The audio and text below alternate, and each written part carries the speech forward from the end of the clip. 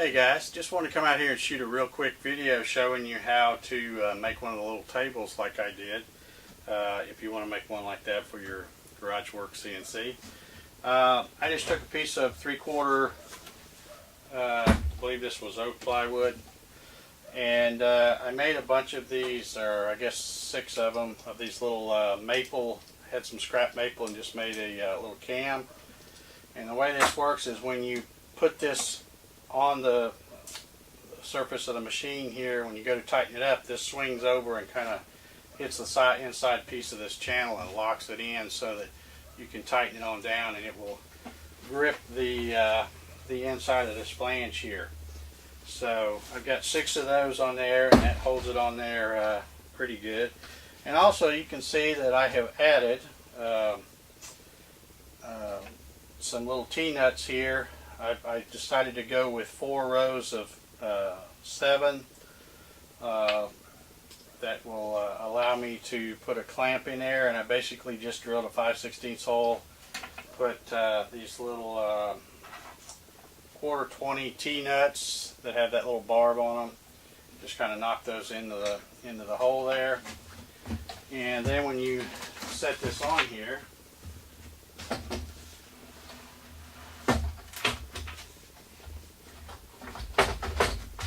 make sure your cams are turned the right way. And I just kind of pull it out flush, and also make sure that I've got an even gap on both sides so that it won't interfere with the bearings. And then you can just, like I said, once you start tightening these, it swings over and it hits the inside part of that flange, and you can feel it tighten on down.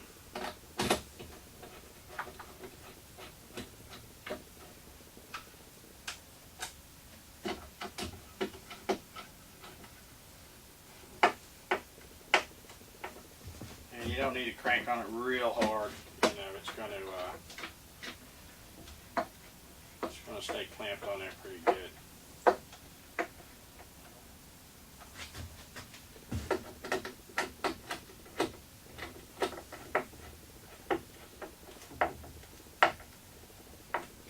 Okay, and again, like I said, I put these 1024, I'm sorry, not 1024, 1/4 20. I hope I didn't say 1024 a while ago. Yeah, these are 1/4 20 T-nuts. And I have several of these Rockler clamps. You know, they use the 5/16 T-bolt, and I use them with my T-track over there. But I thought, you know, I can always kind of, since I obviously won't be running both of these at the same time, most likely, I can just use a long 1/4 20 bolt and just stick it into that T-nut down there. And because I've got these spaced, you know, I think these are about, I don't know, 4 or 5 inches apart this way, and 3.5 inches this way, should give me plenty of spacing to keep stuff clamped down however I need to. So anyway, I just wanted to get on here and show you that real quick. Like I said, it's a really inexpensive way to make a table, to have a way to hold stuff down. So there you have it. I want to thank everybody for watching. If you haven't subscribed to this YouTube channel already, please do. Hit the subscribe button, and I will put a link down to the website. If you want more information there, you can go to www.GarageWorXCNC.com, and like I said, that link will be down in the description below. So I appreciate all the support this new channel's getting.